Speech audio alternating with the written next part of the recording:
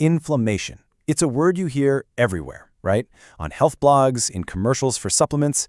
But what does it actually mean? Well, today we're going to pull back the curtain on this incredible story of your body's very own emergency response system. You know, it all kicks off with something super simple. Just think about it. The last time you got a tiny little paper cut, or maybe a scrape on your knee, that tiny, seemingly insignificant event, it sets off one of the most complex and honestly brilliant processes in your entire body. In this image right here, it perfectly captures that moment. From that tiny little break in your skin, this whole drama starts to unfold. So this isn't just about a simple cut. This is the story of your body's elite emergency service leaping into action. All right, let's start at the beginning. The easiest way to think about inflammation, it's your body's 911 call. It's an absolutely essential defense system, but as we're about to find out, it can be a bit of a double-edged sword. So what's the official definition? Well, it's a totally natural response from your immune system whenever there's an injury, an infection, or even just some irritation. Its main goals are 1, to protect the body, and 2, to get the repair process started. So at its core, it is absolutely a good thing. And I bet you'll recognize these signs. I mean, we've all felt them. These are the 5 classic or cardinal signs that the whole process is underway.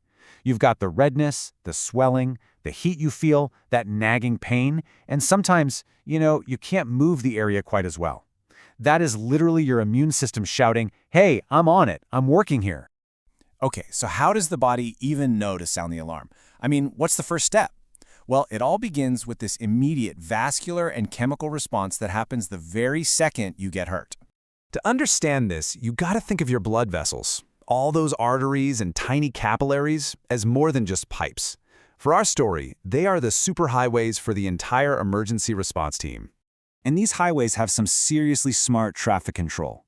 First, just for a moment, the vessels clamp down. They constrict to limit bleeding. Then they do the complete opposite. They open up wide, that's vasodilation, to rush a ton of blood and resources to the scene. And finally, the walls of the vessels themselves become kind of leaky.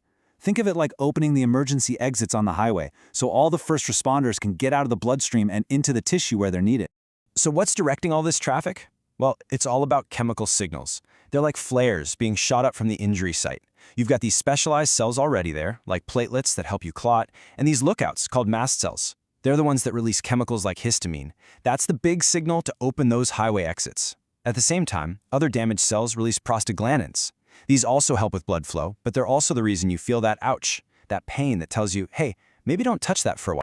All right, so the alarm is blaring, the highways are open. Now it's time to meet the actual team, the immune system's elite squad, the cellular first responders. The fancy name for this crew is leukocytes, but you probably know them as white blood cells. And this isn't just one type of cell, not at all. It's a whole army of highly specialized soldiers, and each one has a very specific job to do in the fight. So who's the first one to burst onto the scene? That would be the neutrophil. These guys are your frontline infantry. They are, by far, the most abundant of your white blood cells. They're super fast, and their main gig is to hunt down and destroy any invading bacteria and fungi. They are the shock troops. And wow, this image just lays it all out perfectly. You can see the wound over on the left, where the bad guys, the pathogens, get in. You see those mast cells shooting off their chemical alarms. And then, this is the coolest part, on the right, you can actually see our hero, the neutrophil, squeezing its way out of the blood vessel to get into the fight. It's a process called extravasation, and it's just incredible.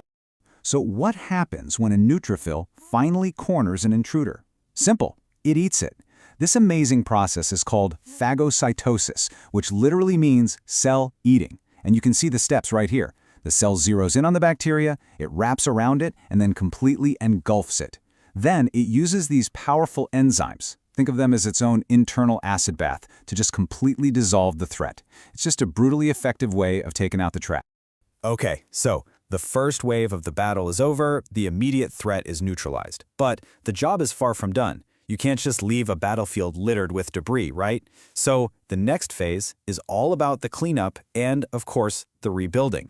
And for this, you need a whole new crew. So next up are the macrophages. Think of these as the heavy-duty cleanup team.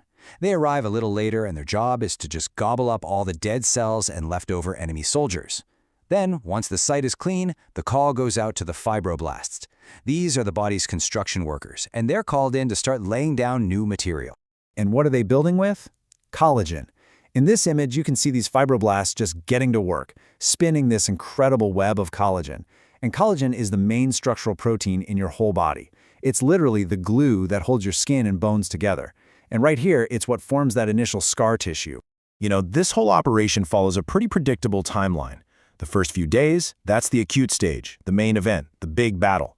Then, for the next couple of weeks, you're in the subacute stage. That's when the rebuilding with that new scar tissue is really going full steam. And after that, for weeks, months, or even years, the body is still working. It's in the remodeling stage, continuing to strengthen and refine that new tissue.